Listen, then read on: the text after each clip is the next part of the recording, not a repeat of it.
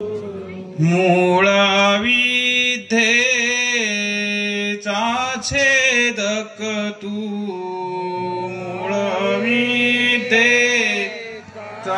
छेदक तू, आनंदाचा झरा स्वामी चक्रधरा।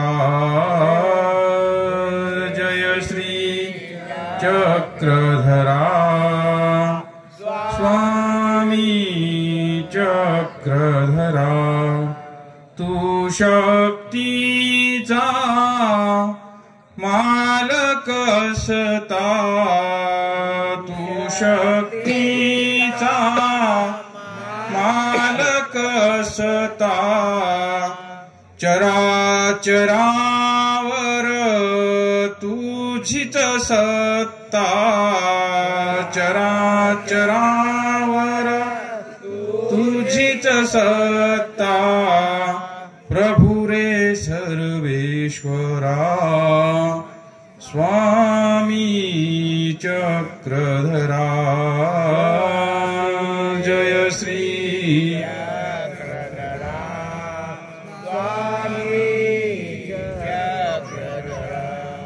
षडधर्मासी धारण करुनी, षडधर्मासी धारण करुनी, तूच निरमिली सुंदर धरणी, तूच निरमिली सुंदर धरणी। जय तू करुणाकरा स्वामी चक्रधरा। जय श्री चक्रधरा स्वामी चक्रधरा।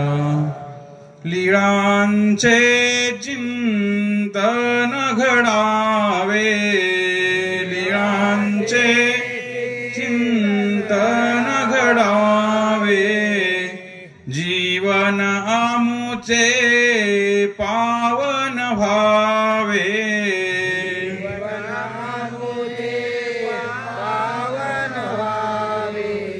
पुलकित भावी धरा स्वामी चक्रधरा। जय श्री चक्रधरा स्वामी चक्रधरा, स्वामी चक्रधरा। देवतो देवेची पाविजे हा सिद्धांत आहे। तो परमेश्वर त्या परमेश्वराच्या ज्ञान मार्गानुसारच प्राप्त होणार आहे। एखादा सोक्तीच्या मार्गाने एका पायावर उभं राहून देवाला प्रसन्न करू म्हटलं तर देव प्रसन्न होणार नाही। एखादा खाली मान वर पाय करून तपश्चर्या करून देवाला प्रसन्न करू म्हटलं तर देव प्राप्त होणार नाही। देव तो देवेची पाविजे हा सिद्धांत आहे ब्रह्मविद्या शास्त्राचा। आणि म्हणून छरदोबास नावाचे एक भक्त देवाला शरण आलेले आहेत।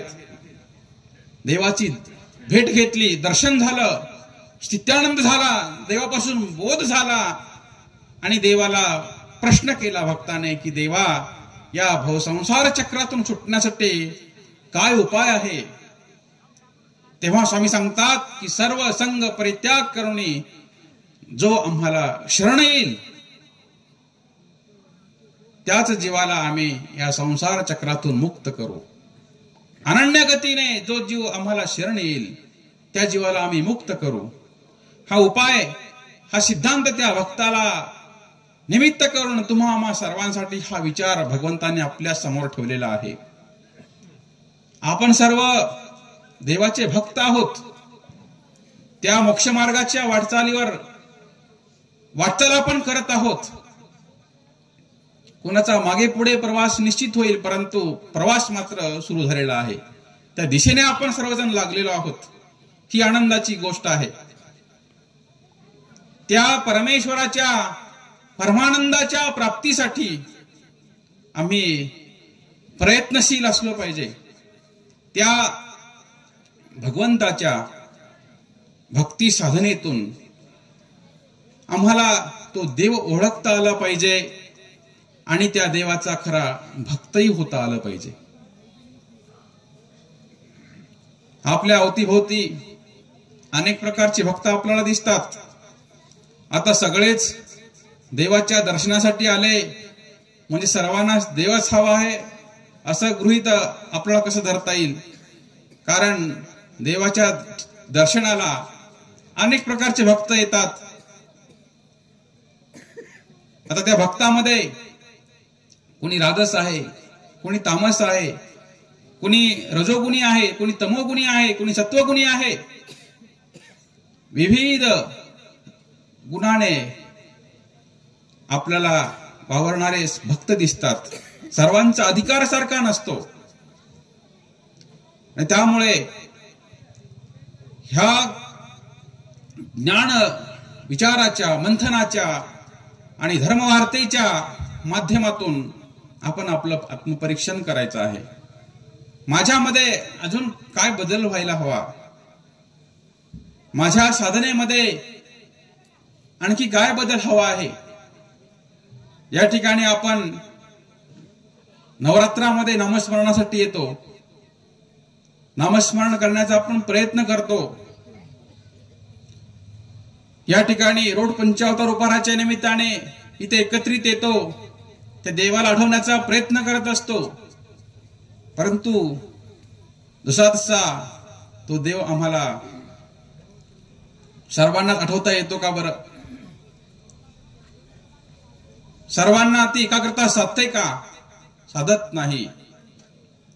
अनेकांच्या हातामध्ये गाठी फिरते, परंतु गप्पा गोष्टी सुरू असतात. लक्ष विचलित असतं आपलं की हा काय करतोय, तो काय करतोय, तो काय गप्पा गोष्टी करतोय. आपलं लक्ष तिकडं आहे, पडद्याच्या बाहेर लक्ष आहे तिकडे काय चाललंय. मोठमोठ्याने आवाज सुद्धा येतोय पाहता, है का नाही? इथे आपण प्रवचनात बसलोय आणि बाहेर सुद्धा प्रवचन ऐकणाऱ्यांनी सुद्धा आपलं मन एकाग्र जर केलं तर बरं होईल. आपला आवाज इकडे आतमध्ये येत आहे. आपण इथे भगवंताचं नामस्मरण करण्यासाठी उपस्थित आहोत.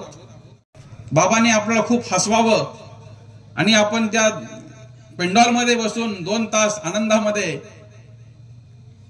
या ठिकाणी खर्च करावेत, यासाठी सोहळे असतात का? गोविंद बाबांनी यासाठी एवढा खर्च केला का बरं?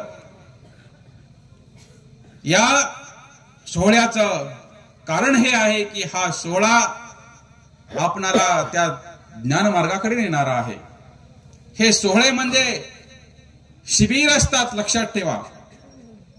आपल्या मध्ये परिवर्तन करण्यासाठी हे शिबिर असतात. हे प्रशिक्षण शिबिर आहेत आणि या सोहळ्याच्या माध्यमातून आपण आपल्याला तपासून पाहायचं आहे. देवाचा भक्त कसा आहे? भक्त ऐसे जाना जे देही उदास. देहावर उदास असतो भक्त. आपण प्रसादवादी होता कामा नये. इथे आल्यानंतर आपल्याला नामस्मरण करता आलं पाहिजे, शांततेमध्ये दर्शन करता आलं पाहिजे. चढावड लागते तिथे दर्शनासाठी. मला अगोदर दर्शन होईल का? दर्शन घेऊन जायचं कुठे आहे? देवावर डोकं टेकवलं म्हणजे झाला मोकळा. 100 किलोमीटर वरून 6-7 तास प्रवास करून येतो माणूस आणि इथे आल्यानंतर 15 मिनिटं थांबा म्हटलं पुजारी दादांनी तर राग येतो. काय झालं इतका वेळ असं वाटतं माणसाला. इतका वेळ काय केलं तुम्ही असं वाटतंय. परंतु तिथे थांबणं, वेटिंग करणं हे माणसाला शक्य झालं पाहिजे. त्या दर्शनामध्ये उभं राहून, रांगेत उभं राहून आपण जर नामस्मरण केलं तर ती सुद्धा वेळ आणि ते सुद्धा नामस्मरण देवाच्या लेखीच लागणार आहे. तुम्ही जितका वेळ उभे राहाल तितका वेळ त्या दर्शनाचा आनंद, दर्शनाचा लाभ तुम्हाला अधिक होणार आहे, लक्षात ठेवा. म्हणून ह्या ठिकाणी आल्यानंतर भक्ताची जी काही गुणविशेषता आहेत ती आपल्यामध्ये आली पाहिजेत. भक्ताचे गुण भक्तियोगात सांगितलेले आहेत की भक्त कसा आहे, तो स्थित प्रज्ञ आहे. त्याला शिवी जरी दिली तरी तो शांत आहे. कोणी त्याची स्तुती जरी केली, मान केला, अपमान केला, काही फरक पडत नाही. तो सन्मानाने हुरळून जात नाही आणि कोणी अपमान केला तर तो उद्विग्न होत नाही. ही खरी भक्ताची विशेषता आहे. म्हणून इथे आल्यानंतर कोणाचा पाय लागला, कोणाचा धक्का लागला, कोणी काही निमित्ताने कोणी बोलला असेल तरी पण ती ऐकण्याची आपली तयारी असली पाहिजे. कालच्या लेळ्यामध्ये आपण पाहिलं की देवाला तो ब्राह्मण बोलतो, उद्धटपणे बोलतो आणि देवही त्या ठिकाणी ऐकून घेतात. आमचे स्वामीच काय, भगवान गोपाल कृष्ण सुद्धा, स्वामी तर यती मुनीचा वेश धारण केलेले आहेत. देवाला तर ते ऐकावंच लागेल ना. तो आदर्श आपल्या डोळ्यासमोर देवाला ठेवायचा होता म्हणून देवाला ते ऐकावंच लागलं. परंतु राज्यवेश स्वीकारून सुद्धा भगवान गोपाल कृष्णांनी सुद्धा शिशुपाळाच्या 99 शिव्या सहन केल्या का नाही? आम्हाला एक जरी शिवी दिली तरी आपला पारा तळपायाचा मस्तकाला जातो. एक शिवी आपल्याला सहन होत नाही आणि त्यातून आपली जी काही साधना आहे, जी शांतता आहे, जी स्थितप्रज्ञता आहे ती आम्ही गमावून बसतो. क्षणामध्ये आम्ही क्रोधाच्या आहारी जात असतो. ही राक्षस आहेत, लक्षात ठेवा. आतून आपल्याला पोखरणारे, आतून आपल्याला पराभूत करणारे राक्षस कार्य करतायत. द्वंद्व कुठे आहे?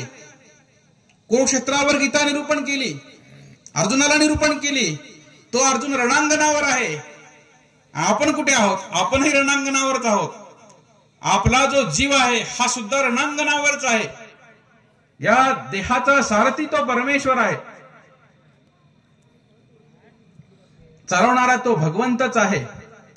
अनेक ठिकाणी त्या 15व्या अध्यायाचं पारायण करतो, पठन करतो. यात ब्रह्मविद्या सिद्धांताने, ब्रह्मविद्येच्या त्या ज्ञानानेच आपली ओळख खरी आपल्याला होणार आहे.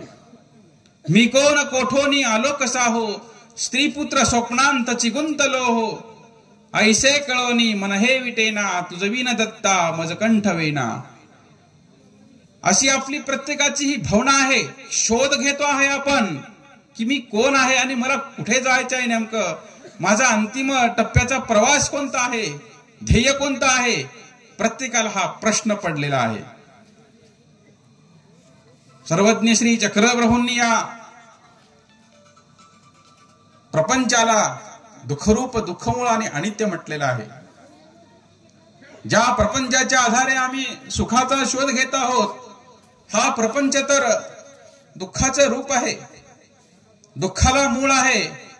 आणि तिसरा दोष अनित्य आहे. या प्रपंचाचं स्वामीच वास्तव रूप सांगतात काय? तर नाही. भगवान गोपाल कृष्ण सुद्धा गीतेमध्ये सांगतात की हा प्रपंच म्हणजे दुःखालय आहे. दुःखालय अशाश्वतम. गीता सांगते हा प्रपंच म्हणजे दुःखालय आहे.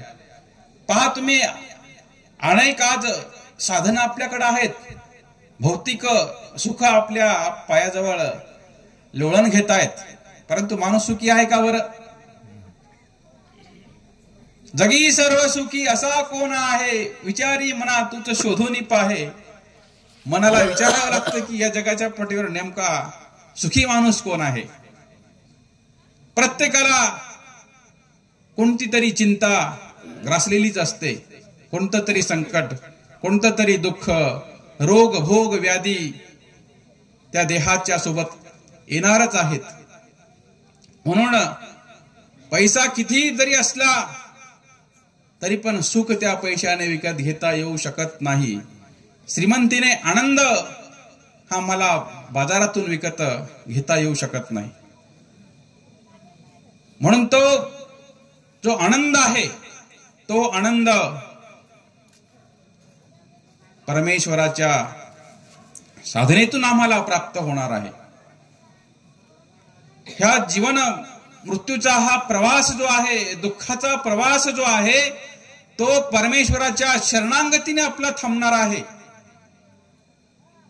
एखादा म्हणेल माझ्याकडे भरपूर संपत्ती आहे, श्रीमंत असा एखादा राष्ट्रपती सारखा माणूस, पंतप्रधानासारखा माणूस, सगळी सुरक्षा त्याला आहे, मग तो या दुःखातून सुटेल का बरं? या जन्ममृत्यूच्या फेऱ्यातून त्या सुद्धा जीवाची सुटका नाही. या भौतिक व्यवहारातील कोणत्याच सुखाने, कोणत्याच संपत्तीने तो परमेश्वर प्राप्त होणार नाही. भगवंत सांगतात, गदोनायक नावाचे श्रीमंत व्यापारी यादवांच्या त्या राजदरबारातील कोषाध्यक्ष आहेत. मंत्रीपद जसं आताच्या काळामध्ये मंत्रीपद आहे का नाही, तसं त्या काळामध्ये त्यांच्याकडे मंत्रीपद आहे. कोषागार, अर्थमंत्री. गदोनायक भंडारी स्वामींच्या दर्शनासाठी आले. स्वामींना विनंती केली, घरी बोलावून नेऊन स्वामींची अलंकाराने पूजा केली.